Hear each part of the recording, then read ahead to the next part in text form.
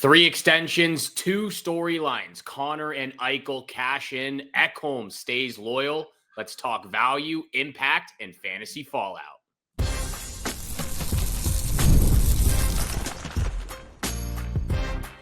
You're Locked On Fantasy Hockey, your daily podcast on fantasy hockey. Part of the Locked On Podcast Network, your team every day.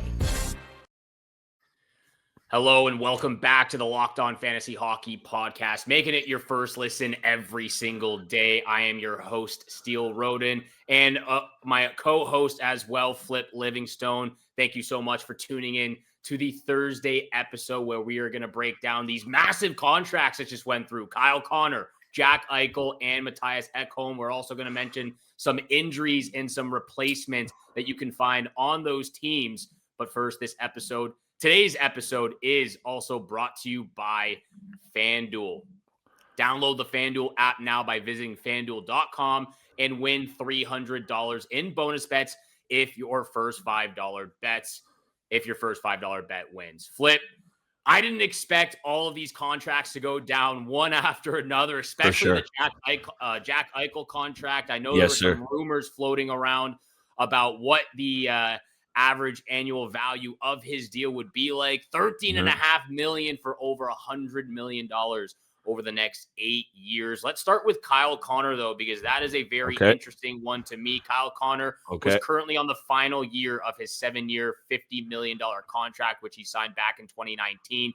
He extends with the Winnipeg Jets on an 8-year deal, $96 million extension starting in the 2026-27 year.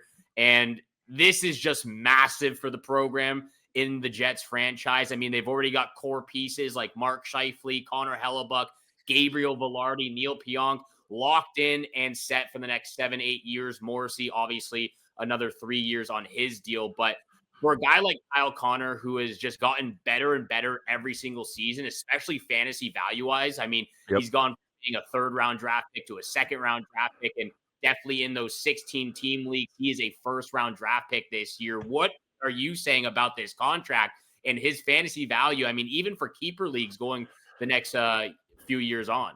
Let's be clear.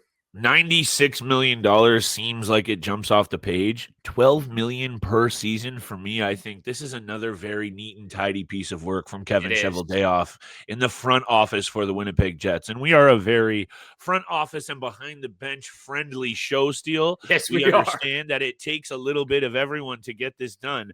This is a steal for the Winnipeg Jets. Let's be very clear about that as well to start.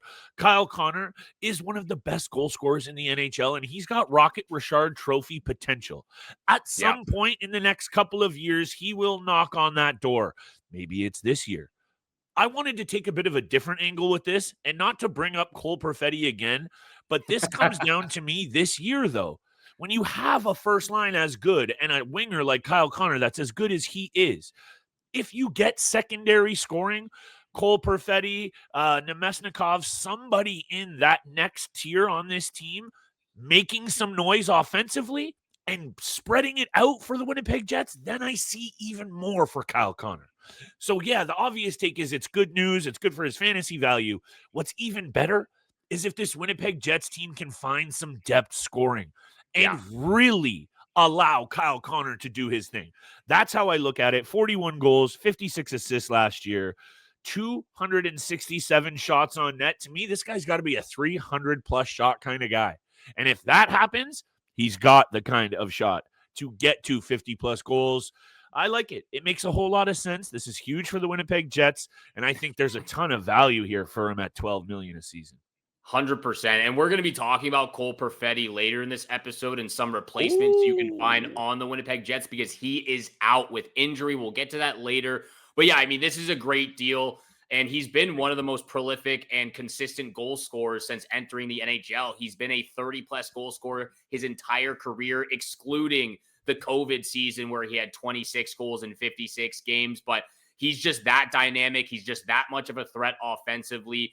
And obviously, you're going to expect similar usage moving forward for the next 8 years, or especially the next 4 to 5 years. High on ice minutes, top line deployment, power play time, and that just keeps his fantasy floor and upside so strong. So looking at this deal plus the ones we're about to talk about, the first thing that came to mind, honestly, especially when the Jack Eichel contract popped up on my phone, was Bill Guerin must be just clenching his teeth right now, seeing these massive superstar players get 12 million, 13.5 million, and he just paid Kaprizov 17 million. So he must be biting his tongue right now, seeing some of these contracts. But Jack Eichel, let's get to him next, because that is a monster deal in itself. $13.5 million over $13.5 million each year over the next 8 years. He's making hundred plus million dollars here. And what a contract for him as well. I thought he was worth 15, 16 million, especially with the contract going up, especially with the, team friendly discount that Connor McDavid took. But I mean, it was only 2 years on the deal as well. What do you think about the Jack Eichel contract? Because you already know how I feel. I feel so strongly about what his projections and production will be alongside Mitch Marner this season. Since undergoing that disc replacement surgery, Eichel has been above a point per game player for the Golden Knights. He was the number one center for Team USA at the Four Nations, and he was one of their first name players to a really deep Olympic roster. All of those things are, kind of sexy to talk about. But what holds true is it shows the caliber of player we have here.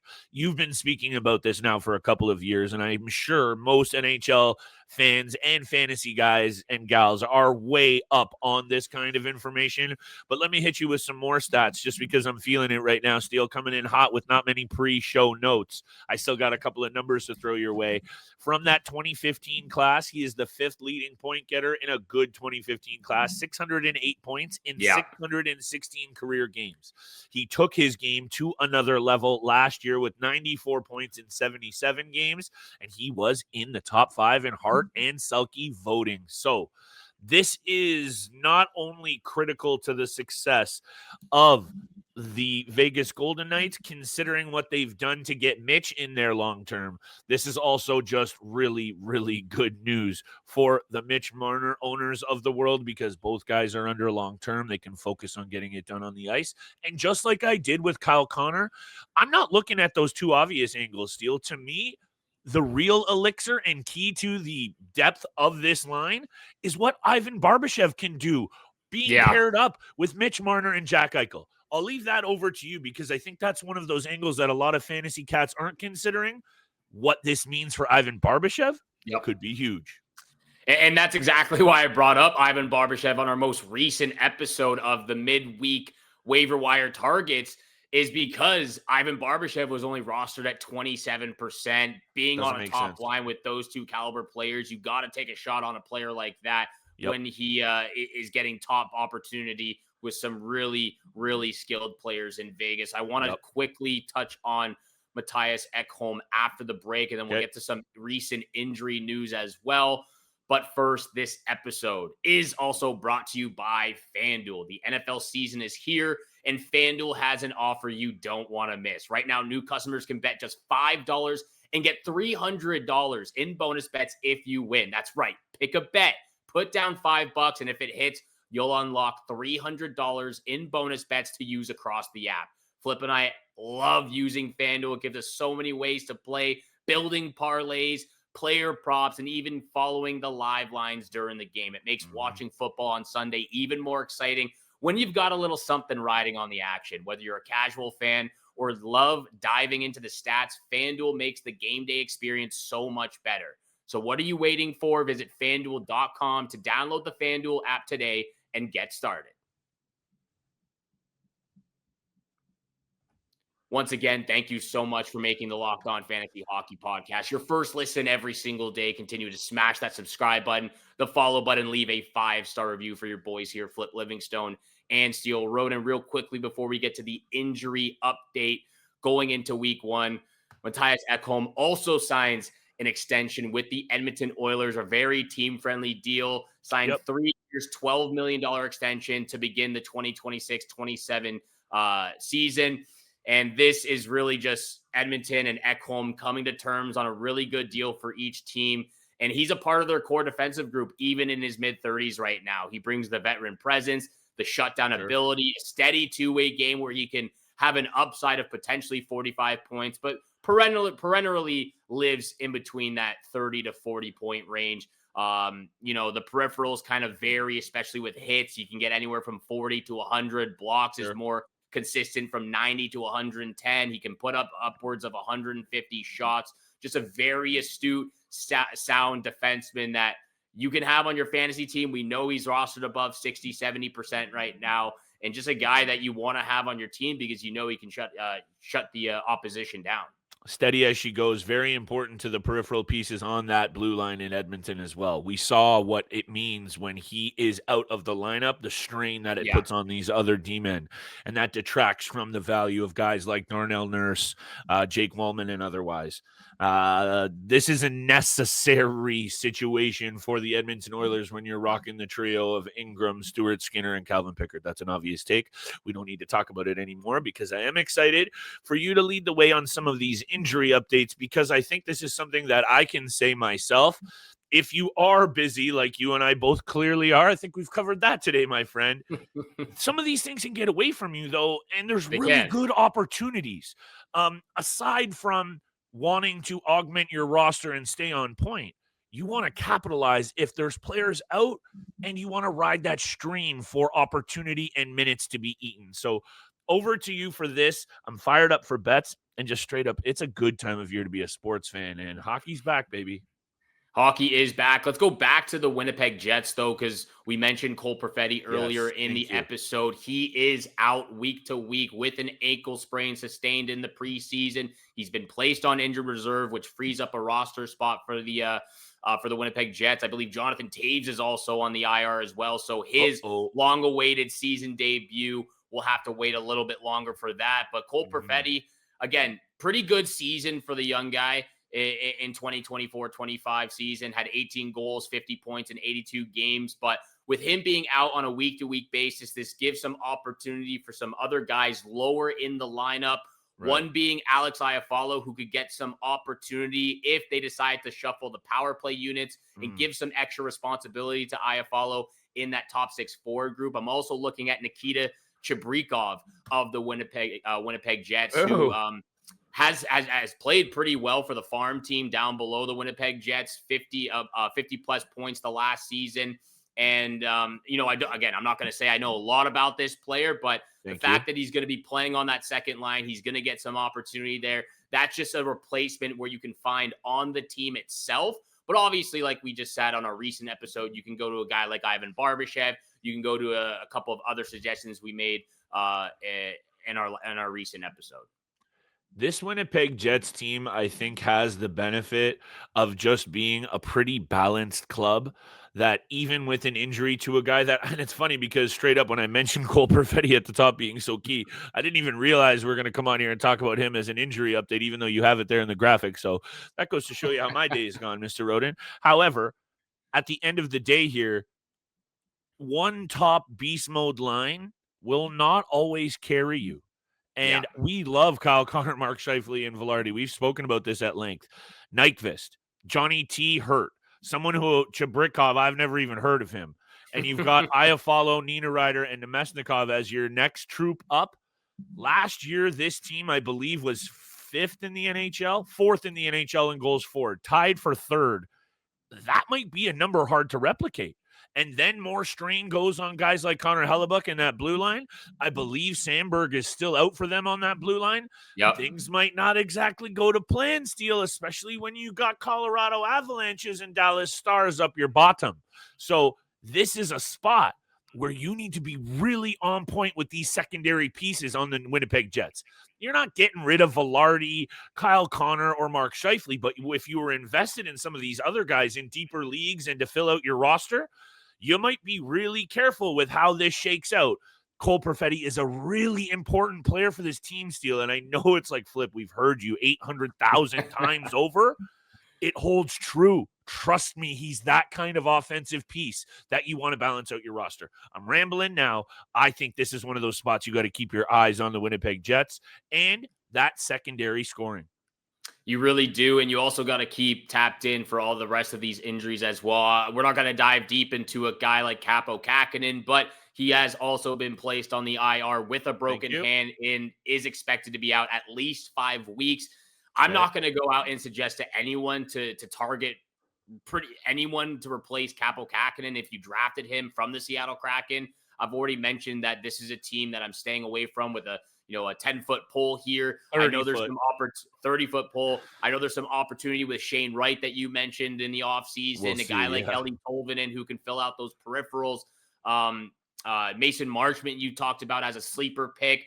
Those are some suggestions, but go to our recent episode. Matt Coronado, Ivan Barbashev, guys like that who are going to get some opportunity in the top 6. Yes, sir. But Kaapo Kakko is on the IR for at least the next 5 weeks. Drake Batherson, Drizzy, your boy, is injured. He was placed on the IR with an upper body injury, unlikely to be ready for opening night. But the Ottawa Senators do have some guys: Shane Pinto, Claude Giroux, Michael Amadio could be playing over there. I believe it's Michael Amadio, but maybe I'm wrong. But he could be in the top 6 too. This Ottawa Senators team is going to score goals even without Drake Batherson for the first couple of games. He should be back Saturday is what I've read. So maybe this is just a plug and play, or at the latest for the home opener, I believe, which is the start of next week, if I'm reading things right here.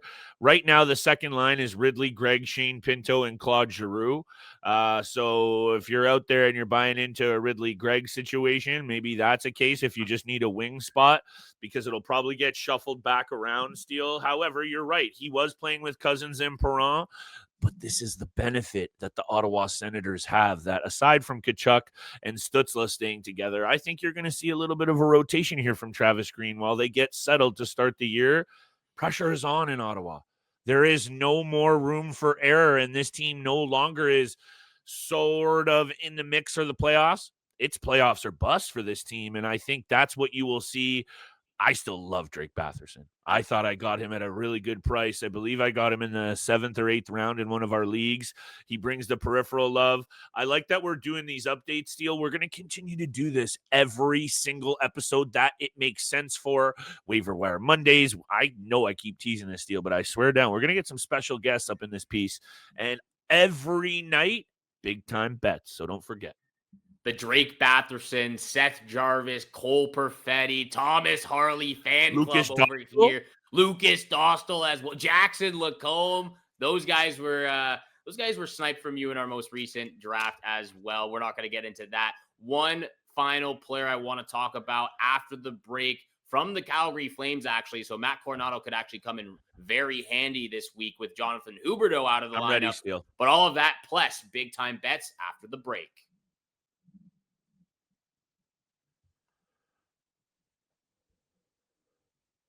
Once again, thank you so much for making the Locked On Fantasy Hockey Pod your first listen every single day. Share with your friends and family out there. Get the word, spread the word. We really do appreciate it. Hit the subscribe button, the follow button, leave a 5-star review. We're going to get to big time bets very, very shortly. Real quickly, though, Jonathan Huberdeau also on the IR from a preseason collision. He, I believe, against the Vancouver Canucks in a preseason game. And the veteran forward, pretty decent year last year, 62 points in 81 games. The Flames haven't disclosed the full extent of the injury or an expected timeline, but I wanted to come on here and just mention it. And some replacements you can find from the Calgary Flames is, of course, Matt Coronado, who we've talked about at length over the last couple of weeks, but also in the top six forward group for the Flames, you could go to a guy like Joel Farabee. You could go to a guy like Adam Klapka if you want to take a chance on someone who hasn't had much NHL experience or none at all. Even a guy who is making into the top six forward group, Matvei Gridin, who I'm not going to say I know a lot about, but the fact that he's getting some opportunity, he's in the lineup, there's got to be some skill set there with those players. So I just wanted to throw out those mentions and replacements for this upcoming week. I like it. I know Joel Farabee is one of a player that our boy Blake Creamer has talked a lot about. I believe the quote he used was micro stat king. I don't really know what that means either, Steele, but it's okay. Those guys are a lot smarter than us. However, I like what you're bringing up here. These are all angles that sometimes you just want to have them all in your back pocket so you know what's good. Over to you, my friend. I got a couple of bets here. We've started the season so-so, not hot, not cold, maybe right in the middle. Oh, it was terrible. Oh, okay. It was terrible for you. Terrible. Maybe let's see. Let's see how it goes for me.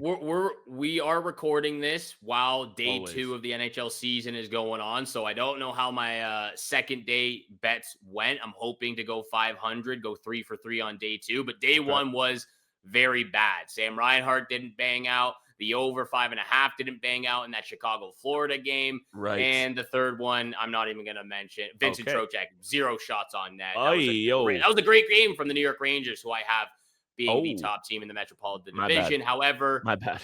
I'm going to be a little bit more safer. Got some picks here. Okay. I'll rattle all 3 of them off. First pick, Islanders on the money line against the Pittsburgh Penguins, minus 122 right now. The Islanders are 7-3-0 in the last 10 games against Pittsburgh. They've won 4 out of the last 6 in Pittsburgh, which it is taking place in Pittsburgh. So I really like the Islanders on the money line, minus 122. Second pick, Bruins money line against the Chicago Blackhawks, minus 162. The Bruins are 7-2-1 in the last 10 games against the Chicago Blackhawks. And while we don't believe the Boston Bruins will be there in a playoff spot at the end of the season, this is still the Chicago Blackhawks. And while Spencer Knight and Chicago played a really good game against Florida, yes, they did. I like Boston back. I like Boston at home in this situation. The record speaks for itself. Yeah. Last pick, Golden Knights puck line, minus 1.5 at plus 130. They are on a 7-game winning streak against the San Jose Sharks. They're 8-1-1 in the last 10, and 6 of those 7 wins during the 7-game win streak, they won by 2 or more goals. So I understand it is the second game of a back-to-back for the Vegas Golden Knights. However, really good track record against San Jose. It looks like it's probably going to be Akira Schmid in the crease there. Hopefully he can stand tall for them, but the Vegas Golden Knights are definitely going to dust and put aside the San Jose Sharks very neatly. 2 things. You're not buying into the Artur Shilov's hype. And the second Great thing game one. I'm just busting your chops because the hilarious thing is I love that you're kicking this off with a puck line pick. You're the puck line king, puck line guru. I went to send you an email transfer earlier today, Steele, and it came up as Steele puck line king Rodin that I had you saved under in my BMO app. So I just got to give you your flowers there. And I will say this Utah-Colorado game is shaping up to be an absolute gun-slinging affair. And I didn't even need to look into the numbers. I just want the over. I'm going to take it down to 5.5 because I'm going to smash all 3 of these picks together. And I'm just trying to build up this bankroll early, Steele. This one's going to go over the number. Scotty Wedgwood is probably in the cage. Hit me with over 5.5, Colorado, Utah, Anaheim, and Seattle. When you look at the last 10, you'd go, why would you back the Ducks here? Because the overall record is 2-8-0. Those 2 wins, though, came last season in their last 2 games. This is a different Ducks club. Last year, in their last 2 games, they put up 11 goals against the Seattle Kraken. And right now, I'm getting good odds on the Ducks on the road, plus money. Hit me with Jackson Lacombe and all of my boys, Cutter Gauthier and everyone in Anaheim on the money line, plus money. Lock of the night, Connor Bedard going up against the team that you just kind of poo-pooed a little bit, which, look, I understand what you're saying about the Chicago Blackhawks. 100% all day. I'm not buying into the Boston Bruins, not one iota. In his career in 4 games against the Boston Bruins, Connor Bedard has 2 goals. I'm taking 3+ shots on net as my lock of the night for Connor Bedard. He got absolutely robbed in game 1. Literally, he had a shot on net that NHL did not count. He had 2 shots. So I think not only should he have 3+ easy, you're probably going to get a good odd here. Lock of the night, Bedard, 3+ shots on net against the Boston Bruins team that is going to struggle this season. Anaheim money line, Utah, Colorado, over 5.5. Those are the picks.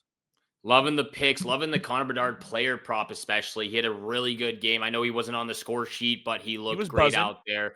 Spencer Knight, that could be a sneaky pickup for anyone who drafted him. He put on a show itself in that season opener against his former team. Those are the big-time bets, and we're hoping to make you some money this week. Thank you so much for making the Locked On Fantasy Hockey Podcast your first listen every single day. For your second listen, you got to go check out the all-new Locked On NHL Game Night. Every game, every night until a Stanley Cup champion is crowned. Get local analysis on a national scale. Find NHL Game Night on Locked On NHL on YouTube or wherever you listen to your podcast, and we'll see you back here again tomorrow. Peace.